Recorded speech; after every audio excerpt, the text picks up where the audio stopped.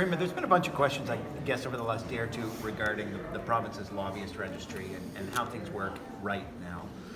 What would be wrong with a system that's a little more clear and easy for the public to follow vis-a-vis who you and other cabinet ministers meet with, when you meet with them, and what's discussed? Well, I don't know if I didn't say there was anything wrong with it. What I said was the current one is working. But the current one doesn't do that. The current one that we had today, when there was an issue raised with someone that I met, went through the process, people applied, the RCP looked at it, said there was no lobbying. I would suggest that that was exactly what I had said. We have meetings when we communicate those to the public. We do. If there's times when people want to meet for not everyone wanting to meet with government, not necessarily lobbying for different reasons, and we continue to exercise that the ability to be able to meet with people that we believe is in the best interest of the province. And if something goes forward, we let people know that. I understand all that, but shouldn't people be allowed to know who you're meeting with? I appreciate what you're saying about commercially sensitive stuff. I appreciate what you're saying about the ability for people to refer to the RCMP, but on a daily basis, shouldn't people as taxpayers be allowed to know who you and your cabinet are meeting with? They know who we're meeting with when it requires them, but we have the ability, need to have meetings that allows us to move government along, and that's what we're going to continue to do. So does that mean there are some meetings you have a lobbyist that the public should know about? No, that's not what I said. That's not what I said. No, at I'm all. just trying to understand. I just said we have meetings. Whether I'm meeting with internal departmental stuff on policy that's related, whether I meet with today, you were an announcement with IBM. I met with the president of IBM before, looking at the initiatives around the province.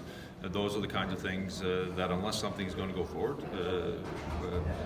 then we continue those conversations. Today, the announcement today was one of the first of its kind in Canada. I felt important that would be important for Nova Scotia. I didn't want other Canadian provinces looking to try to scoop that event, and today I'm very proud of the announcement. Premier, the federal lobbyist registry requires all elected officials and all public officials to disclose all senior public officials to disclose all meetings that they have. Would you allow that to happen in Nova Scotia? Should Nova Scotia have the same sort of rules? As I said to you earlier, I think the process has been working and continue to follow. I'm unclear, though. I'm not trying to be argumentative here, but I'm unclear on how the public is supposed to know.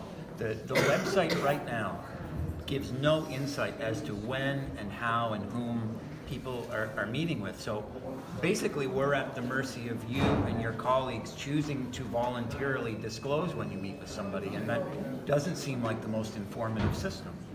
Well, I think it's worked well, and continue to look forward to operating within the system, continuing to make sure that we provide good economic opportunities, create good opportunities like we did today with IBM, and move the province forward. We can see if you look at the federal registry, all of the officials who met with officials from SNC level in the last year or so. Are Canadians, would they be better off if they couldn't see those things? Should the federal government be allowed to hide those things? That's a better question for someone at the national level. I haven't met with anyone from SNC level.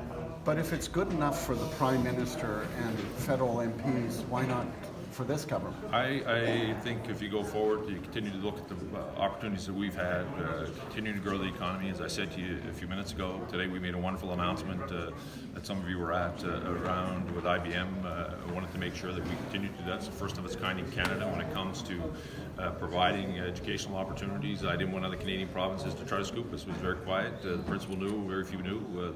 And that's one of those cases where when something got to the goal line, we communicated it. So in Ottawa, they're leaving stuff on the table because we know that they met? I'm operating in Nova Scotia. That's a better question for the national government. I'm not here to pass judgment on that government or the policies of governments. I'm telling you, we continue to operate in the province of Nova Scotia, continue to move this province forward, and I look forward to doing so. And you think business would be hurt if the public knew you were meeting with people? No, the public ought to know when we're meeting with people. What I said to you is there are times that when, for example, today IBM, they were in a neighboring province. There's other Canadian provinces looking for the exact program that we implemented today.